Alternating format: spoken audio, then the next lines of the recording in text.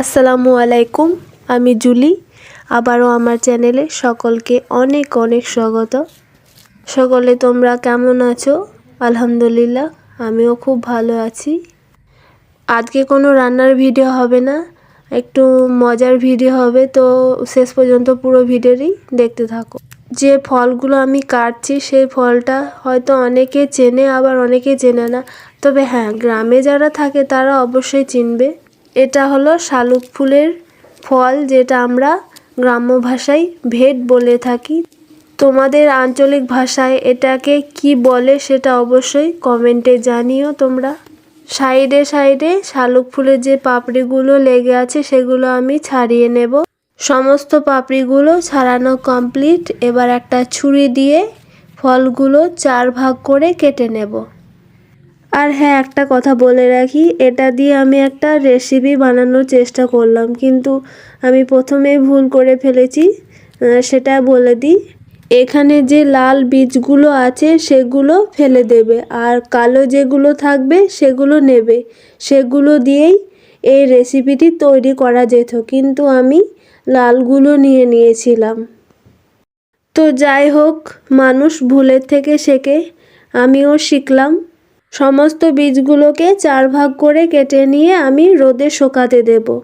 রোদে একদিন ভালোভাবে শুকানোর পর এভাবে বীজগুলোকে বের করে নেব। এখন ভালোভাবে বোঝা যাচ্ছে লাল আর কালো কোনগুলো। তো আমি ভালোভাবে রোদে শুকিয়ে নিয়েছি।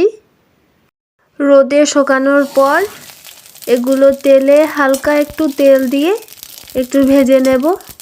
দেখো, যেটা আমি ভুল করেছিলাম, লাল বীজগুলো নেয়ার জন্য সেগুলো আর ফুটছে না, যেগুলো কালো ছিল সেগুলোই ফুটছে।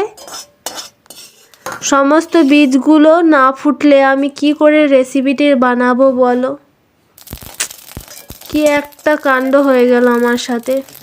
এর মধ্যে যে কালো বীজগুলো আছে সেগুলোই ভালো ফুটছে আর মুড়ি হচ্ছে, কিন্তু লাল যেগুলো সেগুলো হচ্ছে না।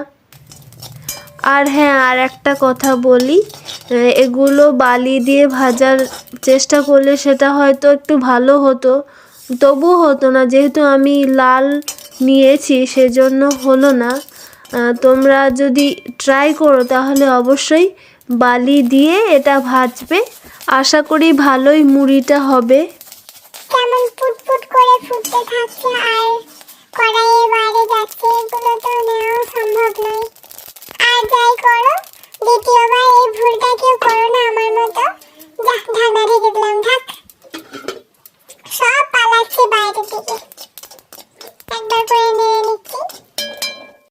লালগুলো নিয়ে যে কি যে পস্তাচ্ছি ভাই। এটা যদি আমি প্রথমেই বুঝতাম তাহলে লালগুলো তো আমি নিতামই না, আর রেসিপিটা কত সুন্দর যে হতো আমার। ইস, ভাবলেই খারাপ লাগছে। তো তোমরা এরকম ভুল করো না আমার মতো। সমস্ত বীজগুলো ভাজার পর আমরা শেষ পর্যায়ে এসে পৌঁছেছি। দেখো, যেগুলো লাল ছিল সেগুলো কালো হয়ে রয়ে গেছে, আর যেগুলো কালো বীজ ছিল সেগুলো মুড়ির মতো ফুটে উঠেছে। আর হ্যাঁ, আমার গ্যাসের অবস্থাটা তোমাদেরকে একবার দেখিয়ে দিই। মুড়িগুলো ফুটে ফুটে কেমন চারিদিকটা নোংরা হয়েছে দেখো। শেষে তোমাদেরকে আমি একটাই কথা বলবো, যদি শালুক ফুলের বীজ দিয়ে মুড়ি বানাতে চাও কখনো, তাহলে লালটা নেবে না, কালো যে বীজগুলো থাকবে সেটা নেবে। তো আমার এই ভিডিওটি তোমাদের কাছে কেমন লাগলো সেটা অবশ্যই কমেন্টে জানিও। ভালো লাগলে ছেড়ে যাওয়ার আগে একটা লাইকও করে দিও।